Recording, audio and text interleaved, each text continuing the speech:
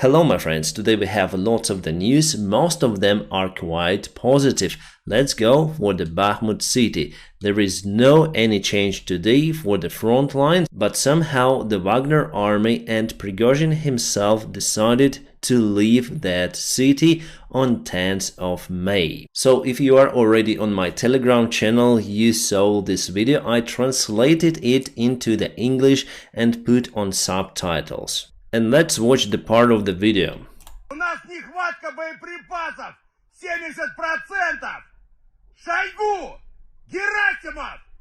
Где боеприпасы? This is the small part of his speech, and behind him he got many of the dead bodies of the Wagner soldiers, and he blames Shoigu and Gerasimov for not giving the proper amount of the ammunitions, and that is why they have severe losses. And it's not the stage operation, my friends. Really, there is the conflict between the regular Russian army command and the private army Wagner. It's basically not profitable for Russia to push this into the public. And with this harsh address towards Gerasimov and Shoigu, Prigozhin burned all of the bridges, and there will be only one. The Russian military command or Prigozhin. Someone have to resign or vanish. I think that will be Prigozhin. He will vanish in the future because simply he has less resources compared to the regular Russian army. Today Prigozhin recorded two more videos, one with his people behind saying that they will withdraw the forces from the Bakhmut city on 10th of May, right after the celebration of the Great Patriotic War victory. So he signed a special paper and he will send it to Shoigu,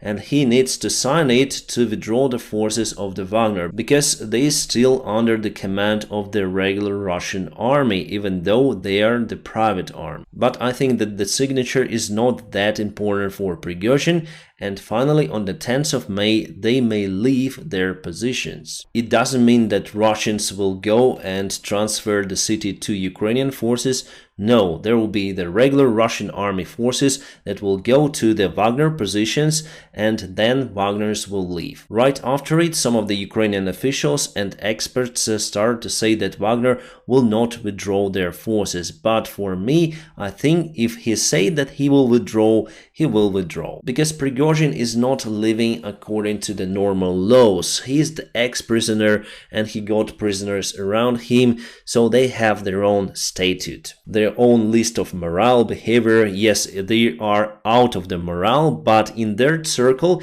if he says to do something, he needs to do it. Otherwise, those guys around will think that he's a weak person. The same partially applies for Vladimir Putin. So actually, I do expect that Wagner forces would withdraw from that city, but will be replaced by other forces, for example, Ahmad battalion of Kadyrovites. Kadyrov today said that he respects Prigozhin and he will send his own forces to replace the Wagner army. And the third video that he recorded was about the General Mizintsev that was dismissed in the Russian army. Prigozhin said that Mizintsev was working to increase the supplies for the Wagner army. And later on Mizintsev was taken into the Wagner army. Also Prigozhin said and blamed Shoigu and Gerasimov again for all of those deaths that happened inside the Wagner army. Because of the lack of the artillery shells, ammunition and other supplies, Wagner has tremendous losses.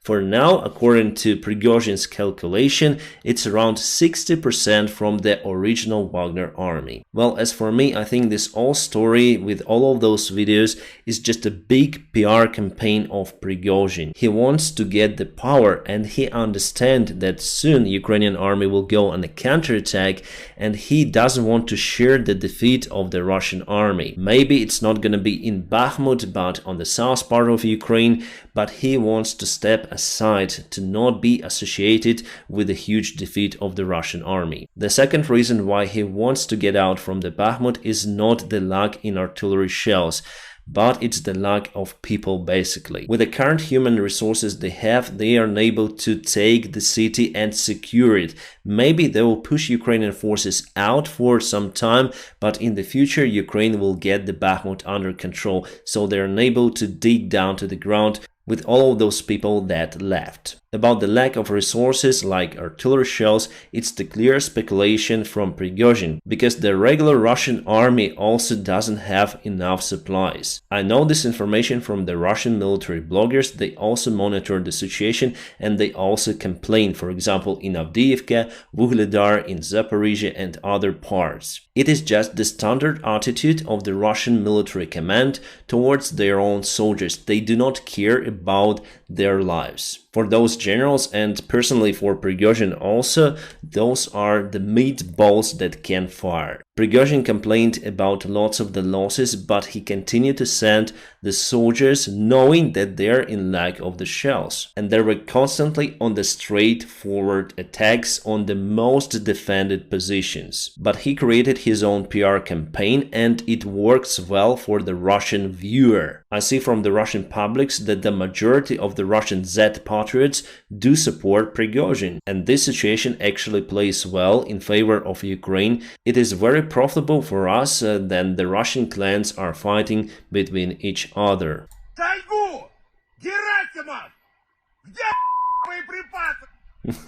Good old movie, The Fifth Element. I said it a long time ago when Prigozhin started to recruit the prisoners into his army that there should be the monopoly of the force in every country. There should be the single command and all of the generals should follow the same principle. But here Russia has the outrageous Prigozhin, the ex-prisoner, who wanted to command the generals. Obviously, Russian generals do not like that stuff and they want to get rid of Prigozhin. So can potentially Prigozhin turn his army against the regular Russian army? Yes, he can, but still the probability is quite low at this stage, but we're gonna see the future events and maybe there will be that civil war inside the Russian Federation. At least I think that it can be. As you can see, there are lots of the interesting stuff started happening inside the Russian Federation. The attack on the Kremlin, the attack on the oil storages, cutting the supplies for the fuel for the Russian ships, and not only, also the outrageous Wagner army. So I have this feeling inside that we are at the edge of the important events that will happen very soon. The press secretary of Putin, Peskov, already commented the Prigozhin's video. He said that they will not comment on that issue because it touches the special military operation. Today, Russia announced the massive evacuation of the civilians from this area, the vast part of the Zaporizhia and Kherson Oblast. We have also some video confirmation from the occupied territories that they sent lots of the buses and they expect to evacuate around 70,000 people. And the Russian opposition resources start to draw the maps of the future Ukrainian counterattack that could be towards the Melitopol. They've drawn this map based on the information coming from the villages and towns that were evacuated or where evacuation was started today. And they are so scared about it that their officials announced that Ukraine is ready for the counterattack in nearby days or even hours. For Ukrainians, it's very important to spread the panic inside the Russian army. So when this counterattack starts, they will run as usual. And there are so many versions of the Ukrainian counterattack coming from the Russian side.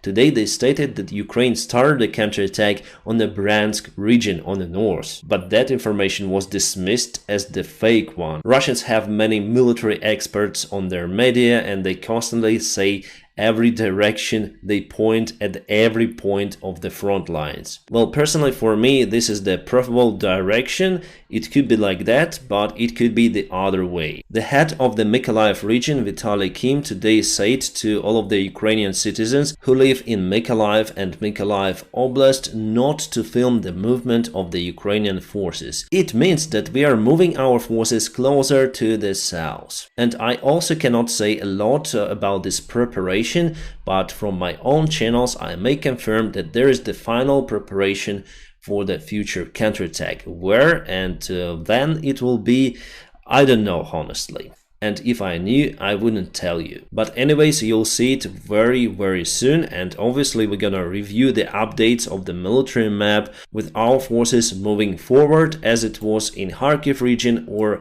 Kherson. I'm sure that the Ukrainian counterattack will be successful, because from what I see after all of those scandals inside the Russian army, and all of the information we got about their supplies, I think we're gonna win this war after all, and we'll start with the small wins very soon. While I was recording this video, we got not a good news from the Bakhmut city.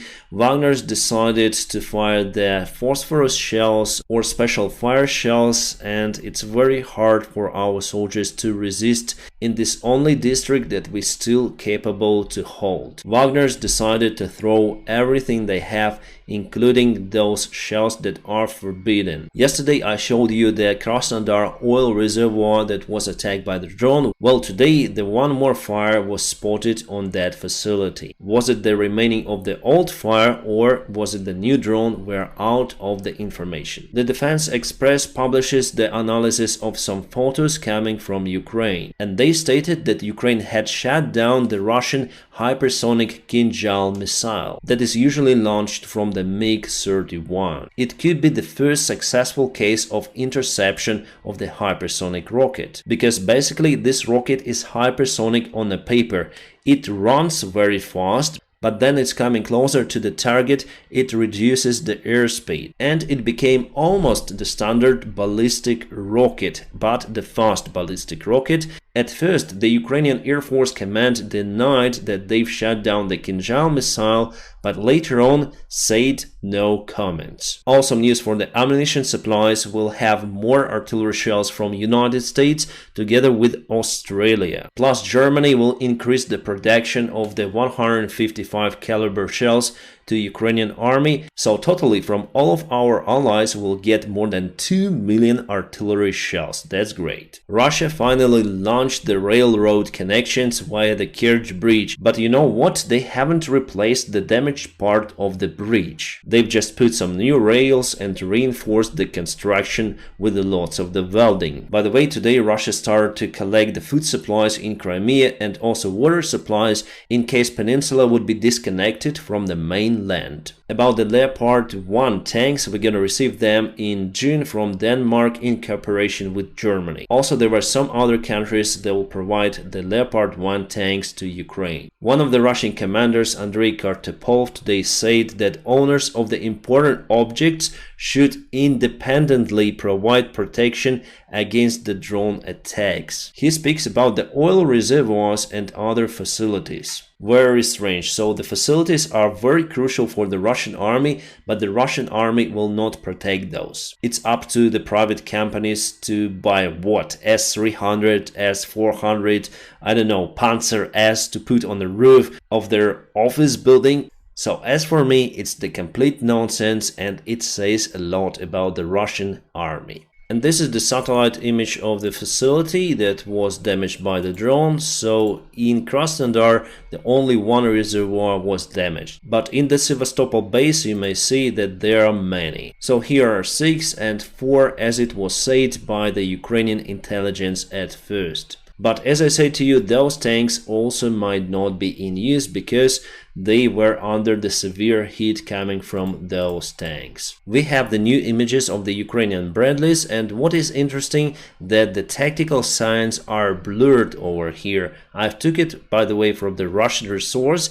I guess that there is the arrow and the name of the unit, or the number of the unit. You can see that you cannot identify them so far, but in future you'll see them for sure. About the weather, as you can see, the soil is getting drier, but not that much. Still, we have to use the tanks to dig out even the vehicles with caterpillars. For example, this is the engineering equipment that got stuck out there somewhere. Maybe on the south the weather is better. And still, I'm out of the information then this video was recorded. My friends, and now I want to say something more about the future counteroffensive.